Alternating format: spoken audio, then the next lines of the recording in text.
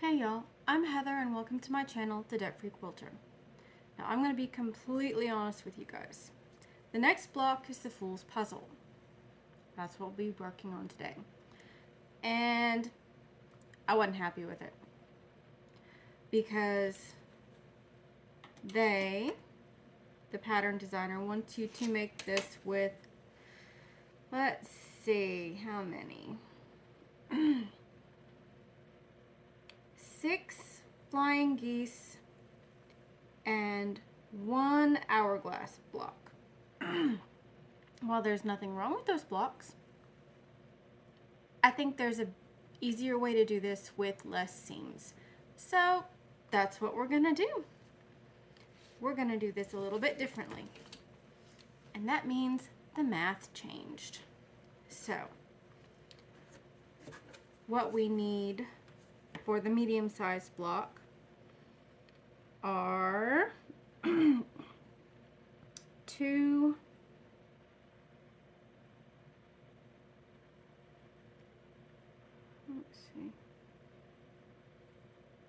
2 3/4 inch focal squares.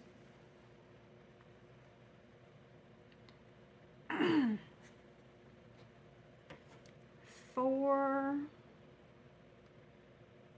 see, these are 2 1/4 inch excuse me, squares. And 6 2 3/8 inch squares for background.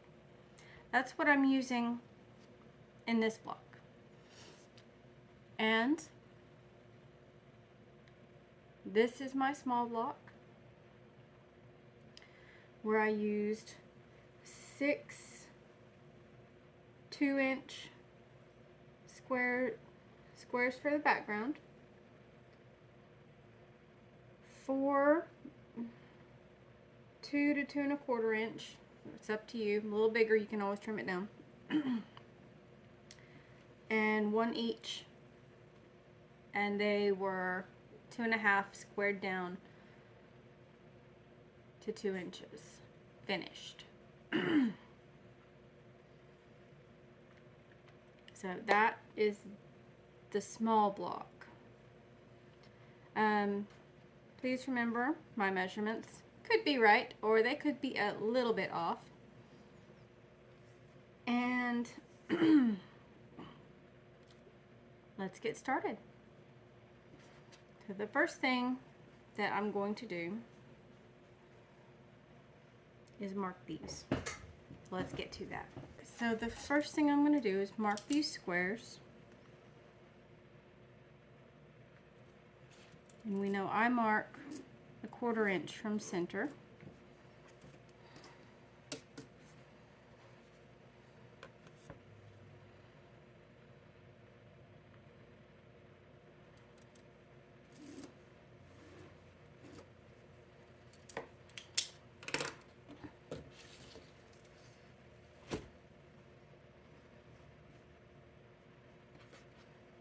Next, we're going to sew them.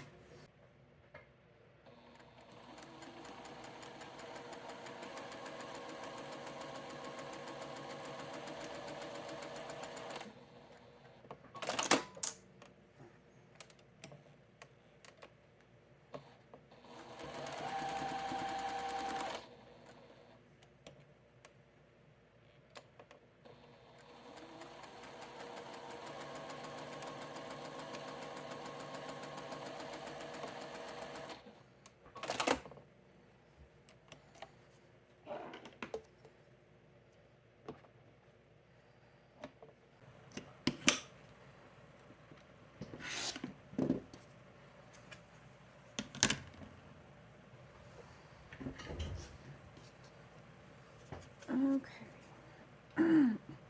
Now you get to see me guesstimate stuff on camera. Isn't this fun? Improv quilting. Yay!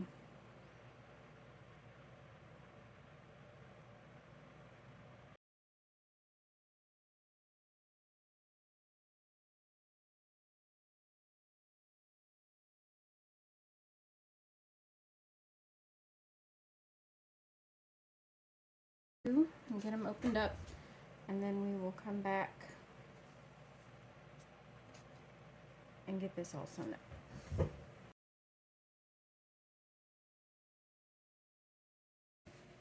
And now we have decision time.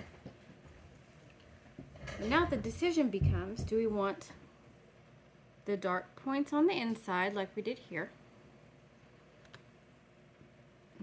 Or do we want the light points on the inside? So it'll look like this. The decision is 100% up to you. But now I'm going to show you another trick that will make sewing this just a little bit easier. See these outside triangles right here? Or these outside squares that will become triangles? We're going to cut them in half on the diagonal. And I'm going to cut them just a little bit past center. Just a little bit.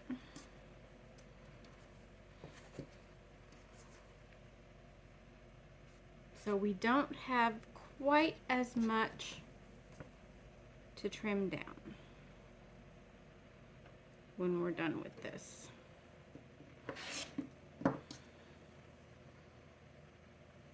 And we'll have some excess triangles that we can use possibly somewhere else in this quilt.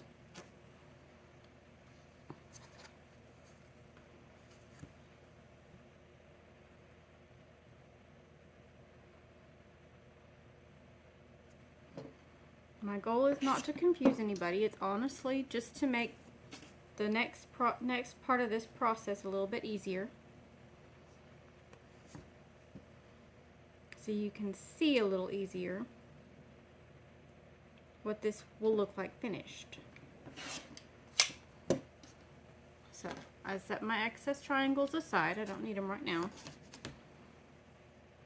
I'm not worried about trimming these down. I think I'm going to leave this with the light points to the center. And remember, these squares are 2 3/8 inches. And these I had cut a little bit bigger. No, these are 2 3/8 as well. Never mind. Okay. So this is what we're left with after we trim these 4 down just a little. And now we're going to sew them together in rows. In diagonal rows. I like my diagonal rows, y'all. I don't know why, I just do. I feel like it simplifies things and makes a lot less unnecessary seams. Otherwise, there'd be a seam here, there'd be a seam here. It makes me want to rip my hair out, and believe me, nobody wants to see me bald. So let's get this sewn together and we'll move forward.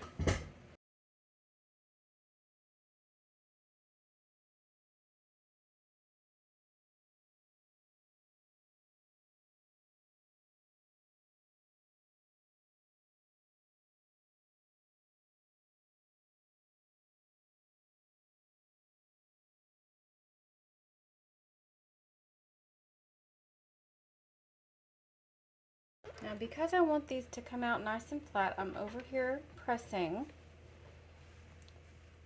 And here in just a minute, you're going to also see me do something I haven't normally done on camera. And that is pin. Yes, you heard me right. I'm going to get my pins out.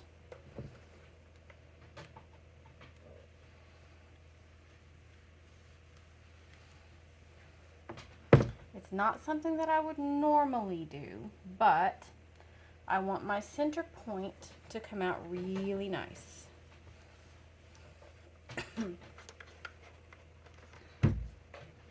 Alright. Everything is all nice and flat, all nice and laid out. I'm going to go get my pins and get this pinned up. I'll show you how I do that. Alright. I've got my handy dandy pins right here. I'm going to flip this over.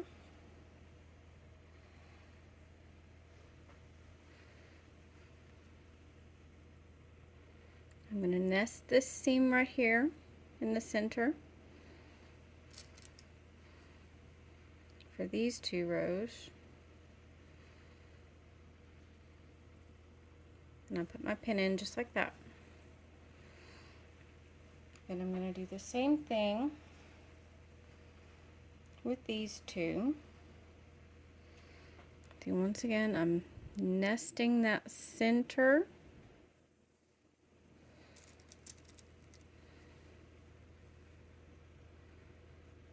I'm taking my pin.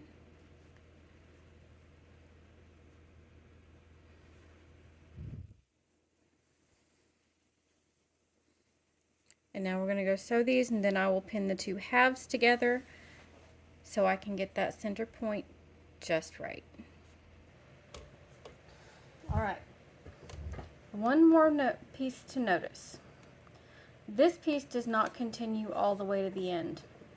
So I'm not going to start way down here and stitch all the way across. I'm going to start about right here and stitch down.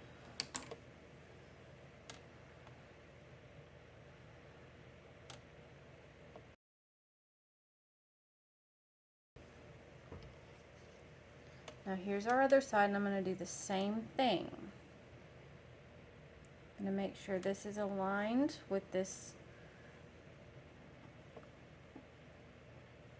square right here, because any little bit of extra out here is going to hide in the seam allowance, or if it really bugs you, you can trim it off before you stitch the rest of the block together, before you press your seams.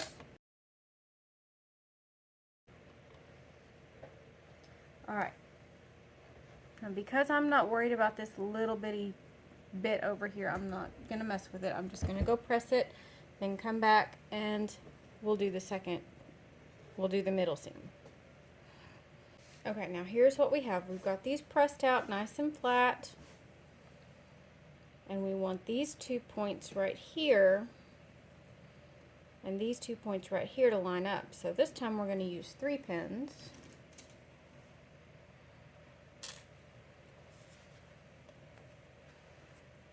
But we're going to start by pinning in the center. I'm going to nest that seam really nice.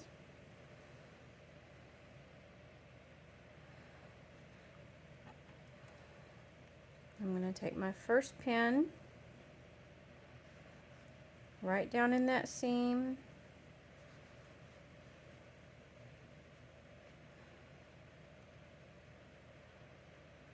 We're going to get a really nice point from that. Then I'm going to go over here, and I have to finagle it just a little bit. I'm going to take my next pin right down in this seam.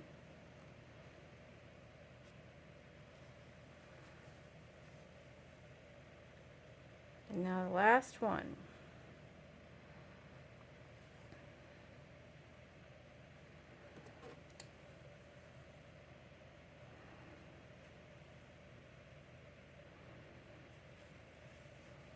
Alright, let's stitch this up.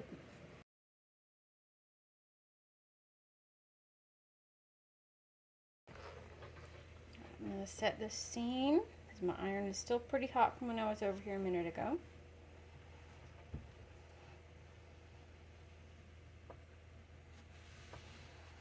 I'm going to flip that out.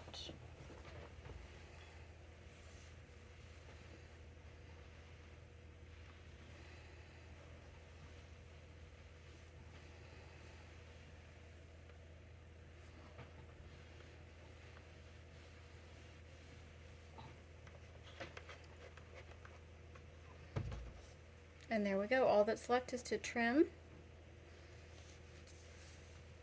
So, and I'm going to wait on the trimming for this until the end, because I know I'm going to have to make some adjustments to my frames that will go around the outside of this because my blocks have been coming out small, whether I've followed the directions or not. So then here's what the back looks like. But as you can see right here, our points are very nice. I'm not going to say perfect, but they're darn close. And that just makes me happy. So that is basically how we are making our Fool's puzzle block. And as I've said before, my blocks are measuring a bit small. So instead of the size block they want, this came out a bit smaller. I could have gone with bigger pieces to get the correct size. But you know what? I'm okay. It's my quilt. I can do what I like. And if my pieces come out a little bit smaller, that's okay.